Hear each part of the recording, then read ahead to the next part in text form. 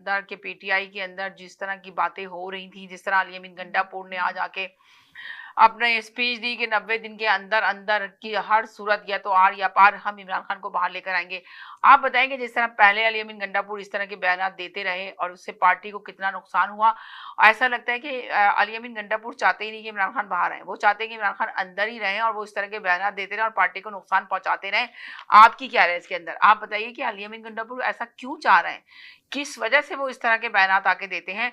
अब जबकि यहाँ पे जब सर्वे कराया गया, आपने देखा कि लोगों ने कहा कि मरियम नवाज साहब ने पंजाब में बहुत अच्छा काम किया बानिस्बत केपी में अली अमीन गंडापुर की बानिस्बत।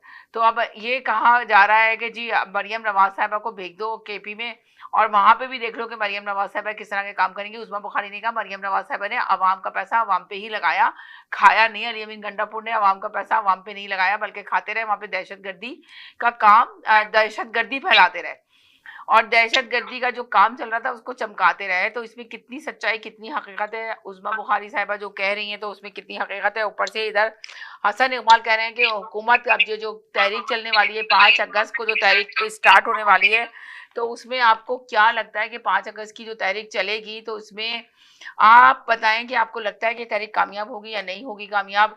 जो तहरीक का बड़े बड़े कहना चाहिए कि जैसा अली अमीन गंडापुर के बयान देख लें, शेर अफजल मरवत के बयान देख लें, सलमान अकरम राजा के बयान देख लें, तो इन बयानों से आप लोगों को क्या अंदाजा होता है कि तहरीक जो चलने का ऐलान किया जा रहा है, इस तहरीक का, ये तहरीक कहाँ स्टैंड कर रही है और ये तहरीक किस तरह कामयाब होगी या नहीं होगी। इधर हुकूमत के जो कारकुन है वो कहते हैं कि जी हमारी हुकूमत बहुत अच्छी तरीके से काम कर रही है, हुकूमत बहुत मजबूत है और बड़ी कारकर्दगी करके दिखाई है। हम पूरे उम्मीद है ये इनकी तहरीक कोई भी इनकी तहरीक हमारे हुकूमत को कोई नुकसान नहीं पहुंचाएगी।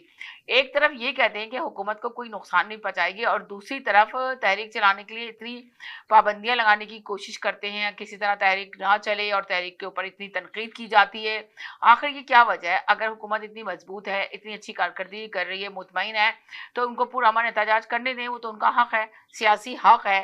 तो उस हक को क्यों दबाने की कोशिश करते हैं? इसका भी हमें सवाल के जवाब आप जरूर दीजिएगा। आखिर क्यों हुकूमत इस तरह के बयान देती है और उसके बाद इतनी पाबंदियां लगाती है और चाहती है कि किसी तरह तहरीक को आगे ना बढ़ाया जाए। इधर अगर इमरान खान के बच्चे वहां आ रहे थे तो उसके ऊपर भी आपने देखा कि कितने प्रोग्राम किए गए और कहा गया कि जैसे ही बच्चे आएंगे उनको गिरफ्तार कर लिया जाएगा, उनके पास सिटीजन नहीं है तो तहरीक में शामिल नहीं हो सकते।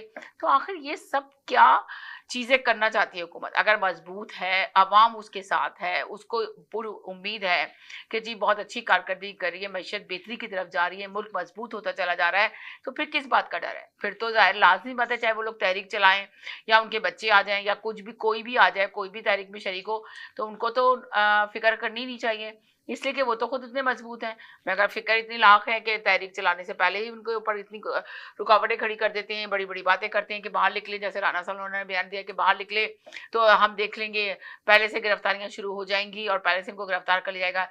ये किस तरह के बयान आते हैं? आप लोग बताइए कि इसमें क्या लगता है आपको? क्या पूरी उम्मीद है ये लोग? और इधर JUI जो है वो भी सेनेट के इजलास वो इलेक्शन होने वाले हैं जिसके लिए JUI जो है हर सूरत मुकाबले पे खड़ी हो रही है। और इधर जो है आपको फैसल कुंडी साहब कह रहे हैं कि हमारी 5 सीटें और हम 5 सीटें ले लेंगे। ये सारे हंगामा आरी पाकिस्तान में हो रहा है, तो अब इसका नतीजा क्या होगा? सबसे पहले जैदी भाई को ही लेते हैं। जी जैदी भाई, हेलो, अस्सलाम वालेकुम, क्या हाल है आपके, कैसे हैं? अरे आप बोलना शुरू कर दिया, आपकी तो आवाज भी नहीं आ रही। जी जी जी जी, इन्होंने तो रेडियो बंद नहीं किया। जी जी जैदी भाई बोले। वालेकुम सलाम। आपके देखने और सुनने वालों को भी मेरा सलाम। रेडियो बंद करें सर, आपका जो रेडियो खुला हुआ। जी टीवी। समीना, तहरीक के हवाले से अगर आप ये बात कर रही हैं कि ये पीटीआई तहरीक स्टार्ट करने जा रही है, तो मेरे ख्याल से अगर आप आपस में इन लोगों की रहनुमाओं के इख्तलाफात देखें तो ऐसा लगता है कि वो तहरीक चलने से पहले ही दम तोड़ गई। राइट, जिस तहरीक को वो कहते कि 5 अगस्त को फैसला कुन तहरीक होगी, 5 अगस्त को वो डेडलाइन दे रहे थे, वो बढ़ के 90 दिन पे चली गई।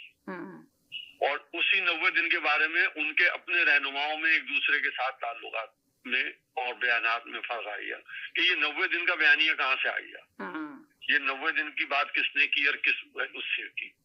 फिर जो आपकी पंजाब के अंदर मेन चीफ ऑर्गेनाइजर थी इमरान खान के नामजद की हुई, उनको इग्नोर करके तहरीक चलाई जा रही है, जिसके बारे में एक बहुत वो थी कि उन्होंने लोगों को बहुत ऑर्गेनाइज किया, घर घर जाके